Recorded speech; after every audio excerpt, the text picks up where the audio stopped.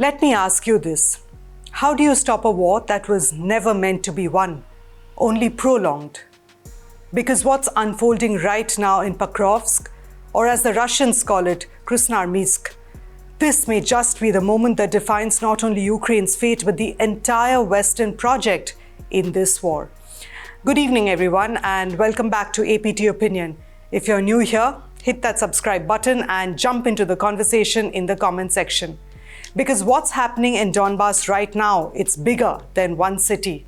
It's about narratives, it's about power, and the slow death of illusions. So let's dive right in.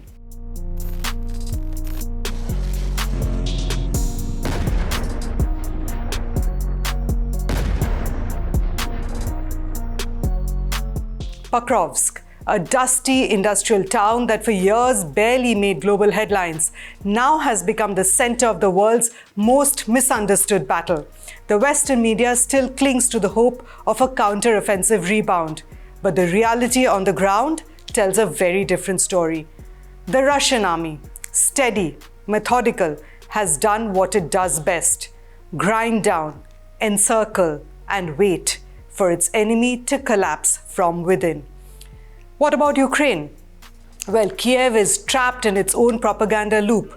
Zelensky's officials claim there's no crisis. His advisor, Mikhail Podolyak, insists special units are clearing infiltrating Russian troops. But when your own president is pleading non-stop with allies for weapons, when your brigades are fighting, encircled, without supply lines, those words sound more like denial than strategy. What I'm saying is, Pokrovsk isn't just another dot on the map. It's a fortress city, a logistics hub, and the second largest Ukrainian stronghold left in Donbass. Before the war, 200,000 people lived here. Today, it's become the eye of the storm. And here's what makes it so strategic. It sits high on a ridge. Whoever controls Pokrovsk controls the approach westward, and beyond it, there's open terrain, no major urban defenses, no natural obstacles. If I'm thinking like the army, winning Pokrovsk would be like knocking down the last domino before the entire line collapses. Now, here's the twist that Western analysts prefer to ignore. Near Pokrovsk lies one of Europe's biggest lithium deposits. Yes, lithium, the white gold of the energy race. The lithium that was famously discussed between Trump and Zelensky in what was supposed to be a rare earth minerals deal. So now, what does this look like? Just a military battle, or also an economic one?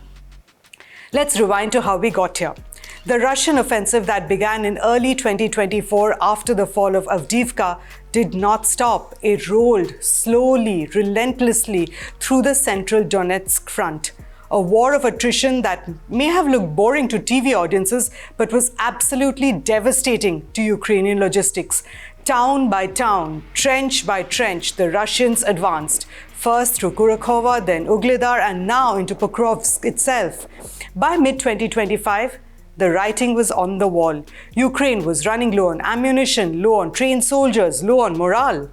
Then, by August, the Russians began their trademark move, the encirclement. Pokrovsk was sealed off on three sides. Supply routes were under fire, and soon, even the Ukrainian troops inside knew what was coming. But then, something unexpected happened. Reports surfaced that Russian troops had breached Pokrovsk's city center faster than anyone anticipated.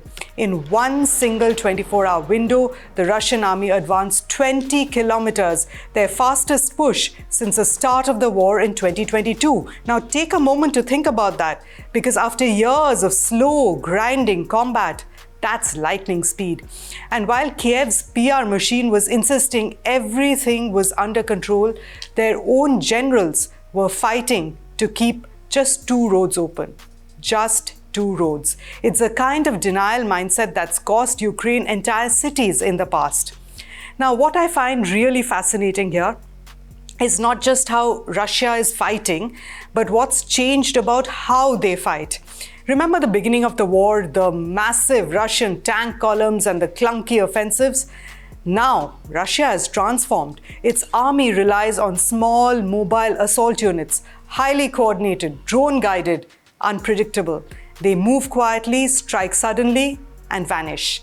With drones dominating the skies, this kind of warfare has become the new normal: fast, decentralized, and merciless.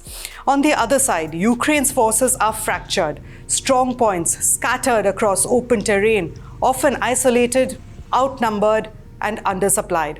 The ratio now, according to multiple analysts, is roughly 3 to 6 Russian soldiers for every Ukrainian in this sector. And it shows. By October, Pokrovsk was effectively taken. The southern sector fell first, then the apartment blocks in the north. Only a few residential pockets and a hospital remained under Ukrainian control.